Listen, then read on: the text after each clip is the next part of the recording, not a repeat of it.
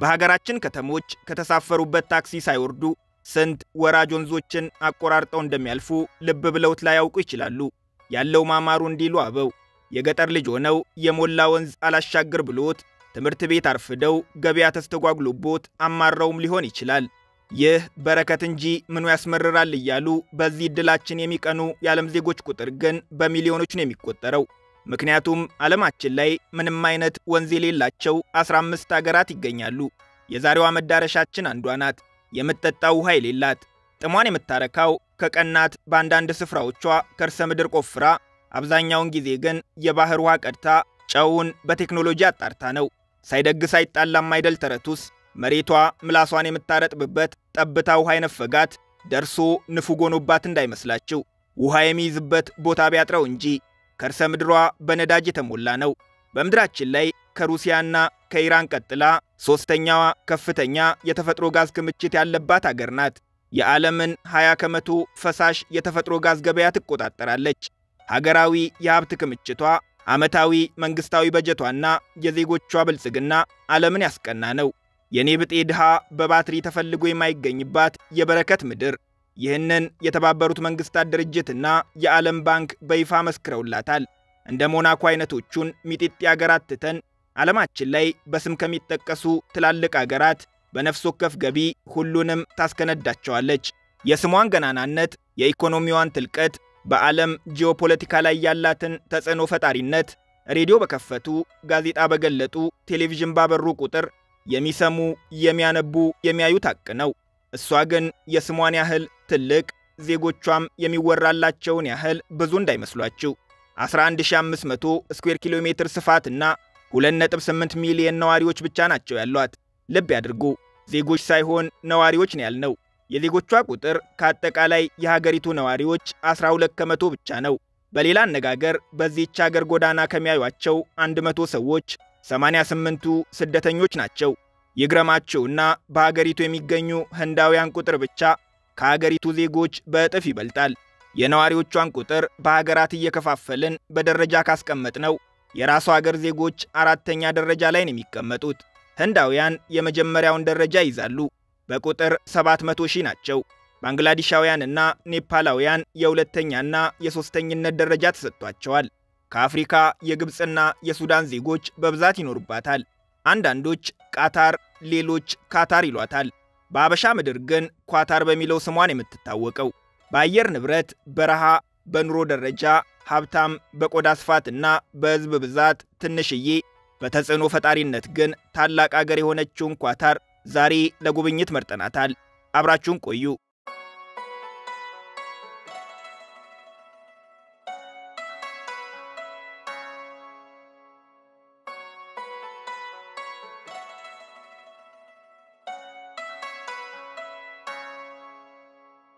ኳታር በመካከለኛው ምስራቅ ወይም በምዕራብ ኤዥያ የምትገኝ በመሬት ከሳውዲ አረቢያ ብቻ የምትዋሰን የተቀረ ዙሪያዋን በባህር የተከበበች ትንሽዬ ሀገር ናት። ዓለማችን ላይ ሜዳማ ከሚባሉ ወይም ከባህር ጠለል በላይ ዝቅተኛ ከፍታ ካላቸው ሀገራት አንዷ ናት። አጠቃላይ ሀገሪቱ ከባህር ጠለል በላይ ያላት አማካይ ከፍታም 28 ሜትር ብቻ ነው። በኳታር ተራራ ብቻ ሳይሆን በሌሎች የዓለም ሀገራት እንደ ልብ የምናገኛቸው ደን፣ ዝናብ፣ ወንዝ ብርቅ ናቸው። ከ95 ከመቶ በላይ የሀገሪቱ ክፍል በረሃማ ሲሆን በበጋ በአብዛኛው ከ45 ዲግሪ ሴልሺየስ በላይ ሙቀት ይመዘገብባታል። መታረስ የሚችለው የሀገሪቱ መሬት 2.5 ከመቶ ብቻ ነው። ያም ሆኖ ሞልቶ ከሚፈሰው ሀብቷ እየመጀረጠች እንደ አስፓየር ፓርክ አይነት አረንጓዴ ስፍራዎችን በውጪ በታላላቅ ህንጻዎቿ፣ ሞሎቿና ስቴዲየሞቿ ውስጥ ደግሞ ዘመናዊ የማቀዝቀዣ ቴክኖሎጂዎችን ገጥማ ነዋሪዎቿንና ጎብኚዎቿን ታስተናግዳለች። ይህ ለምሳሌ ኔዘርላንድ እንዳይመስላችሁ፣ እዛው በበረሃማዋ ኳታር ያውም በአንድ ሞል ውስጥ የሚገኝ ነው። ቪላጂዮ ሞል ይባላል። ኳታር መጥተው ሙቀቱ ከከበዶት ይህንን ሞል ሳይጎበኙ እንዳይመለሱ። የኳታርን ባህላዊ ያኗኗር ዘዴ ከዘመናዊው ጋር አጣምሮ የያዘ የውሃ ካናል ያለው ሞል ነው። ዶሃ የኳታር ዋና ከተማ ስትሆን ከአገሪቱ ነዋሪዎች 80 ከመቶዎችን ትይዛለች። በ1820ዎቹን የተቆረቆረችው ዛሬ ዓለማችን ላይ እጅግ በፍጥነት እያደገች ያለች ከተማ ናት። በበረሃ መሃል በበቀሉ ሰማይ ጠቀስ ህንጻዎቿ በቀላሉ ትለያለች። ዶሃ ግን የረጅም ህንጻዎች ከተማ ብቻ አይደለችም፣ ሌላ መልክም አላት። አንዱ ሱቅ ዋጊፍ ይባላል። የዶሃ ጥንታዊው የገበያ ማዕከል ነው። ሱቅ ያው ሱቅ ሲሆን ዋጊፍ ደግሞ መቆም የሚል ትርጉም አለው። በግርድፉ ሲተረጎም የቁም ግብይት የሚከናወንበት ስፍራ ልትሉት ትችላላችሁ።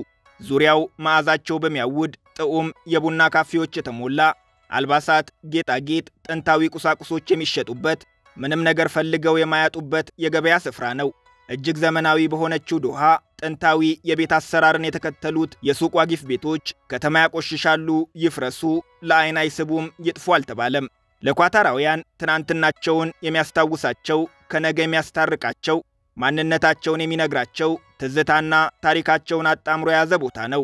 እነሱም አይናቸውን ታስረው ቢገቡ እንኳን በጠረኑ ብቻ ይለዩታል።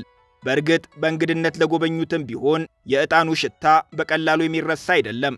ወደ ኳታር መግቢያ ዋነኛው በር አንድ ነው። ሐማድ ዓለም አቀፍ አየር ማረፊያ ይባላል። የምንገኘው በኳታር ነውና ደጋግመን ዓለም አቀፍ ደረጃዎችን ብንጠቅስ እንዳይደነቁ። በስካይ ትራክስ ኤርፖርቶች ደረጃ መሰረት ይሄኛውም የዓለም ምርጡ አየር ማረፊያ የሚል ክብርን ተቀዳጅቷል። በእርግጥም ይገባዋል። ይህ ሰዓቱ ደርሶ ፕሌን እስኪሳፈሩ እያዛጉ የሚቆዩበት የተለመደ አይነት ኤርፖርት አይደለም። ዘመናዊ ነው ብለው ሳይጨርሱ ተፈጥሯዊ ሆኖ ያገኙታል። በደን በተሞላው አረንጓዴ ስፍራ እንሰትና ዘንባባ አይተው ሳይጠግቡ በዓለም አቀፍ ዕውቅ ሰዓሊያንና ቀራጺያን የተሰሩ የጥበብ ሥራዎችን ያገኛሉ። ንጽሕናው እግር ረግጦት የማያውቅ ያስመስለው እንጂ እሱስ ሥራ ይበዛበታል። በዓመት 250 ሺህ በቀን 700 በረራዎችን ያስተናግዳል። በሰው ቁጥር ካየነውም በ2024 ብቻ 52 ሚሊዮን ተጓዦችን አስተናግዷል። 22 ስኩዌር ኪሎ ሜትር ይሰፋል። በእግር አይዘለቅምና የራሱ የውስጥ ለውስጥ ባቡር አለው። ኳታር በአጭር ጊዜ ውስጥ የዓለምን የአቪዬሽን ኢንዱስትሪ መቆጣጠር የቻለ አየር መንገድ ባለቤትም ናት።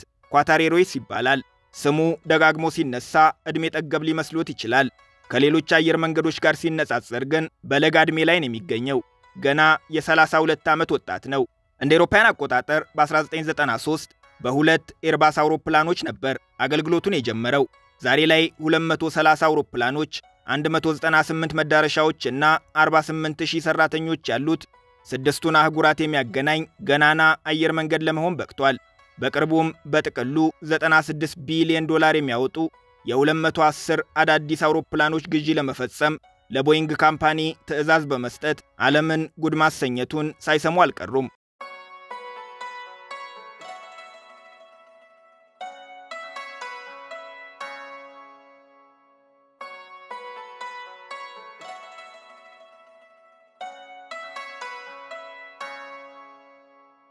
ኳታር ማለት ለምድራችን ልዕለ ኃያል አገር ለአሜሪካው ፕሬዝዳንት እምቢ ማለት የማይችሉትን አጓጊ ስጦታ መስጠት የምትችል አገር ናት።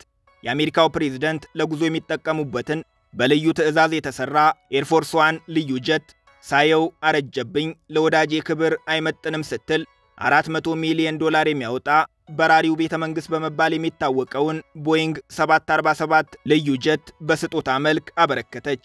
ያው ሀገሪቱ ኳታር ስጦታውም በአሜሪካ ታሪክ ፕሬዝዳንቷ ከውጭ አገር መንግስት የተቀበሉት ትልቁና ውዱ ስጦታ ሆነና ፕሬዝዳንቱ እምቢ ማለት አልቻሉም። ምነው ሲባሉ ይህንን የሚያክል ስጦታ ቀርቦለት እምቢ የሚል ጅል መሆን አለበት አሉ።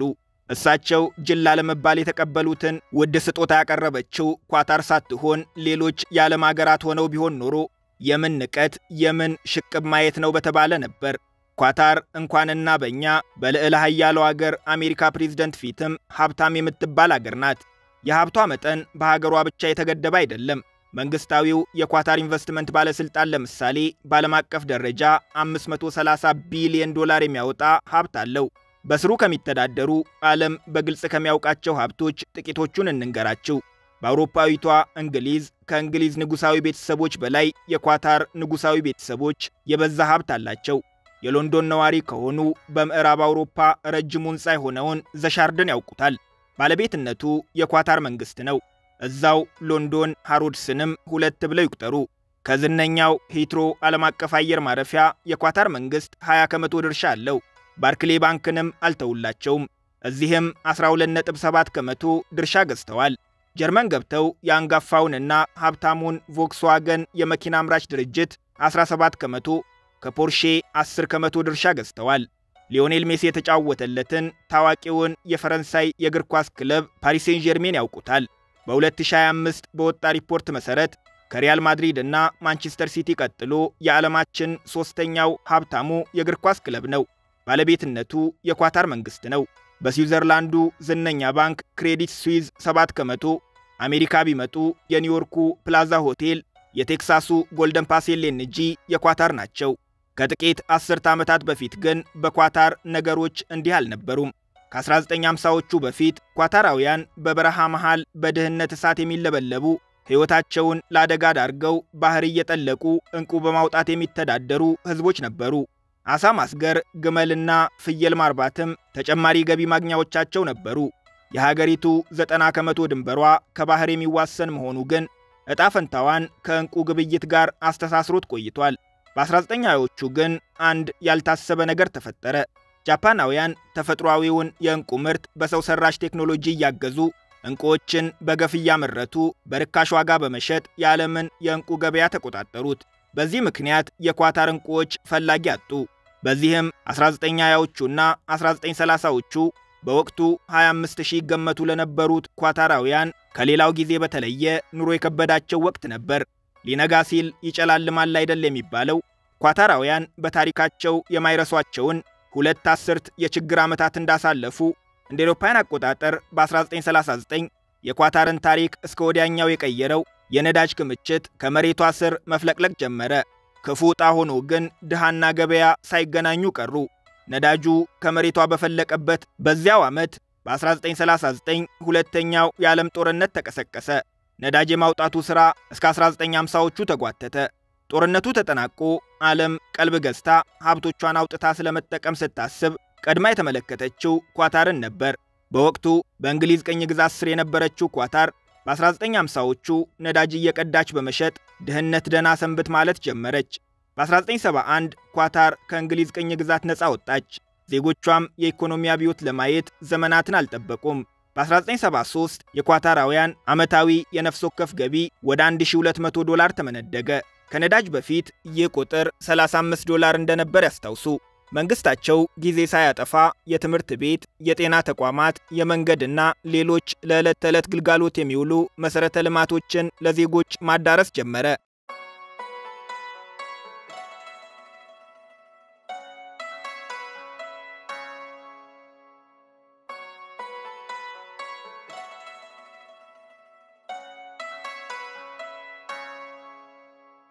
ዛሬ ላይ ኳታርና ኳታራውያን ምን ያህል ሀብታም ናቸው የሚለውን በአንድ ምሳሌ እናሳያችሁ። በሀገራችን ጭልፊት ያለፉበትን ነጥቆ የመሄድ መጥፎ ተምሳሌት ናት። በተለይም ዶሮ አርቢ ከሆኑ ስሟን መስማት አይፈልጉም። ሁሉም ነገር አንጻራዊ በሆነባት ዓለም በኳታር ሲሆን የጭልፊት ታሪክ ራሱ በደማቁ በመልካም የተጻፈው። ቤዱዊኖች ለብዙ ሺህ ዓመታት ጭልፊቶችን እንደ ዋነኛ የአደን መሳሪያ ይጠቀሙባቸው ነበር። 95% የአገሪቱ ክፍል ጨው ያለ ምድረ በዳ መሆኑን አይርሱ። እዚህ ምግብ ፈልጎ ማግኘት እንደ ሌላው የዓለም ክፍል ቀላል አይደለም። በእግር ተሯሩጦ ማደንም የማይታሰብ። ቤዱዊኖች ታዲያ አደን ሲወጡ በልተው ስለማደራቸው ዋስትና የምትሰጣቸው አንድ አጋር አለቻቸው። ጭልፊት ትባላለች። ዛሬ የኳታራውያን ሕይወት ለመልካም ተቀይሯል። በልቶ ለማደር ጭልፊት ይዞ አደን መውጣት ታሪክ ሆኗል። ሆኖም ቀን ወጣለን ብለው ግን የክፉ ቀን ጓዶቻቸውን አረሷቸውም። ዛሬም ጭልፊቶች የኳታራውያን ሕይወት አንድ አካል ናቸው። በቤታቸው ጭልፊቶችን መንከባከብ፣ አደን ማሰልጠንና ዓመታዊ ውድድር ላይ ይዟቸው መገኘት ሀገራዊ ባህል፣ ግለሰባዊ የክብር ጉዳይ ነው። ጭልፊቶች ልክ እንደ አንድ የኳታር ዜጋ ሁሉ በስማቸው ፓስፖርት አላቸው። ፓስፖርቱን ባለቤቶቻቸው በዞሩባቸው ሀገራት ሁሉ አብረዋቸው እንዲዞሩና ጭልፊቶቹን ከህገወጥ አዘዋዋሪዎች ለመጠበቅ ይጠቀሙበታል። አንድ ጭልፊት የኳታር ፓስፖርት ለማግኘት በሀገራዊ የጭልፊት እርባታ ተቋም የተወለደ የሕክምና ታሪኩና የባለቤቱን ማንነት የሚያሳይ መታወቂያ ካርድ ያለው ማንነቱን ለመለየት የሚያስችል ማይክሮቺፕስ እና የእግር ላይ ቀለበት የተገጠመለት መሆን ይኖርበታል። በኳታር ዓመታዊ የጭልፊቶች የአደን ውድድር ይካሄዳል። ለጭልፊቶቹ ክብር፣ ለባለቤቶቻቸው ደስታ ሲባል የአሸናፊው ጭልፊት ባለቤት 20,000 ዩሮ ይሸለማል። በውድድር ወቅት ፍጥነታቸውን ለመለካት የሚያስችል ጂፒኤስ በጀርባቸው ላይ ይገጠምላቸዋል። ስፖርት ነውና ጭልፊቶቹ በውድድር ላይ ወይም በልምምድ ወቅት ወድቆ መሰበር ወይም መደበኛ ህመም ሊያጋጥማቸው ይችላል። ፈጣሪ ነዋሪነታቸውን በኳታር ያድርገው እንጂ ጭልፊቶቹስ ደህንነታቸው የተጠበቀ ነው። ኳታር ለጭልፊቶች ዓለም አቀፍ ደረጃውን የጠበቀ ቅንጡ ሆስፒታል ገንብታላቸዋለች። ሆስፒታሉ ከ17 ዓመታት በፊት የተከፈተ ነው።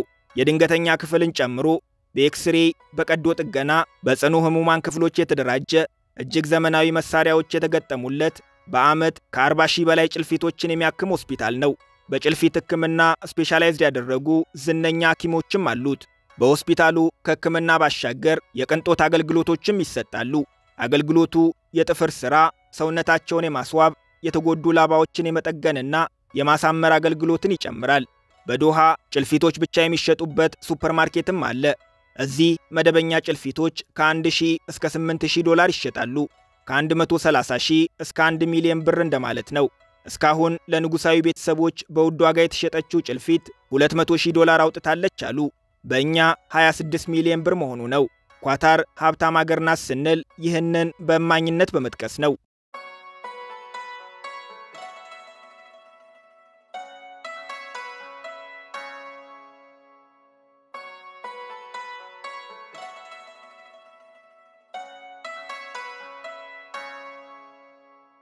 የውጭ ዜጎች ኳታር የሚመጡባቸው ሁለት መሰረታዊ ምክንያቶች አሏቸው። አንደኛው ከፍተኛ ደሞዝ ፍለጋ ሲሆን፣ ሁለተኛው ግብር የማይከፈልባት ሀገር መሆኗ ነው። ከቀጣሪ ድርጅት ጋር ተደራድረው ፔሮል ላይ ያጻፉት ደሞዝ የራስዎት ብቻ ነው። በእርግጥ የሀገሪቱ የአየር ሁኔታና የሥራ ቀናት መለያየት ቢያንስ እስኪለምዱት ምቾት ሊነሳዎት ይችላል። ለምሳሌ በኳታር የሥራ ቀን የሚጀምረው እሁድ ነው። የመጨረሻው የሥራ ቀን ደግሞ ሐሙስ ላይ ያበቃል። አርብና ቅዳሜ እንደ ረፍት ቀን ይቆጠራሉ። አርብ እንደ ማንኛውም የሙስሊም ሀገር ሁሉ በኳታር ሃይማኖታዊ ቀን ነው። ታላቁ ጁምዓ። በኳታር በቀን ከ8 ሰዓት በላይ ከሰሩ የትርፍ ሰዓት ክፍያ መጠየቅ ይችላሉ።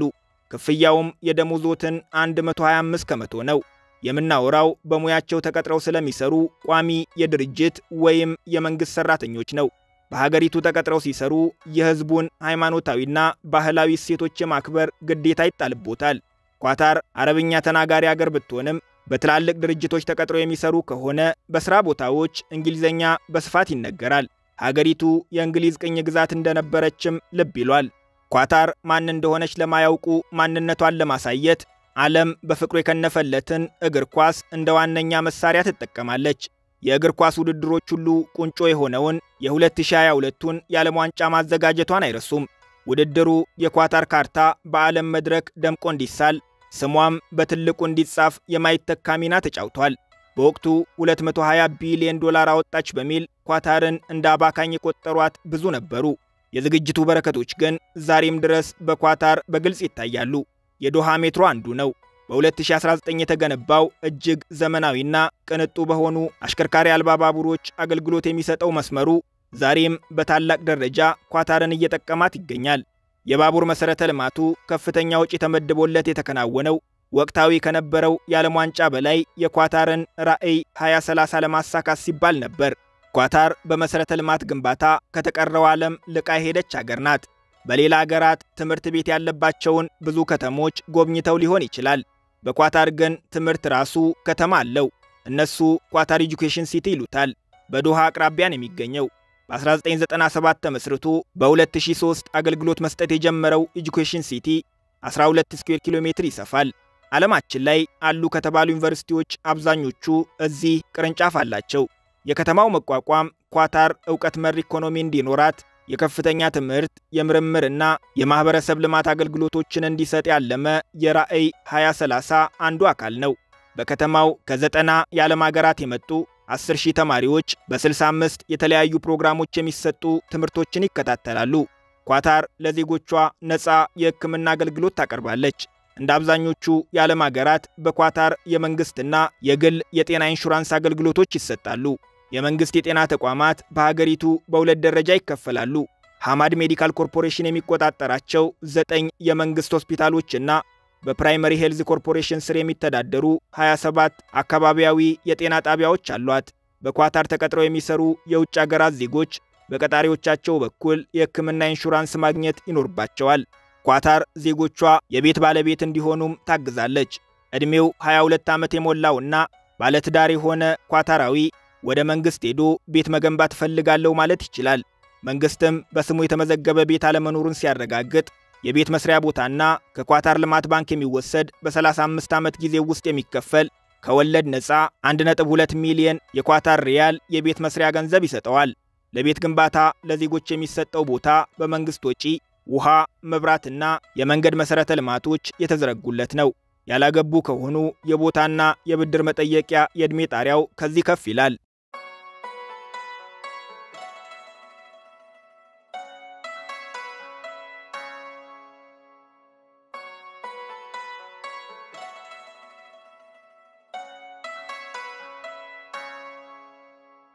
ኳታር በአረቡ ዓለም በብዙዎች የማትወደደው አገር ናት። በአረብ አብዮት ወቅት የግብፁን ሙስሊም ወንድማማቾች መደገፏ በሳውዲ በተባበሩት አረብ ኤሚሬትስና ሙሐመድ ሙርሲን አባረው ስልጣን በተቆጣጠሩት የግብፁ አልሲሲ ዘንድ በክፉ ዓይን እንድትታይ አድርጓታል። ከኢራን ጋር የጋዝ ማውጫ ስፍራ መጋራቷና የኢኮኖሚ ትብብር ማድረጓ፣ ከቱርክ ጋር ወታደራዊና ኢኮኖሚያዊ ስምምነት መፈጸሟ በአረቡ ዓለም በበጎ አልታየላትም። በግብፅና በሳውዲ በላይነት የሚዘወረውን የአረብ ሊግ እየገፋች የሊባኖስን ግጭት ጨምሮ በታሊባንና በአሜሪካ በሐማስና እስራኤል ጉዳይ የአደራዳሪነት ሚናን መውሰዷ፣ በየመንና ሊቢያ ግጭቶች የራሷን የተለየ አቋም ማራመዷ በአረብ አገራት ዘንድ የምን ቀደም ነው አስብሎባታል።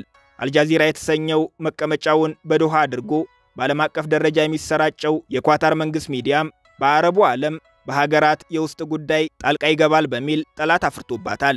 ጥላቻቸው ተባብሶ እንደ አውሮፓውያን አቆጣጠር በ2017 ሳውዲ፣ ግብፅ፣ የተባበሩት አረብ ኤሚሬቶችና ባህሬን በኳታር ላይ ከባድ የሚባል ማዕቀብ ጥለውባትም ነበር።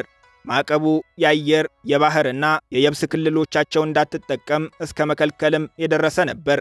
ከ4 ዓመታት በኋላ ማለትም እንደ አውሮፓውያን አቆጣጠር በ2021 ማዕቀቡ ቢነሳላትም ዛሬም ድረስ ግን መቃቃሩ አልሻረላቸውም።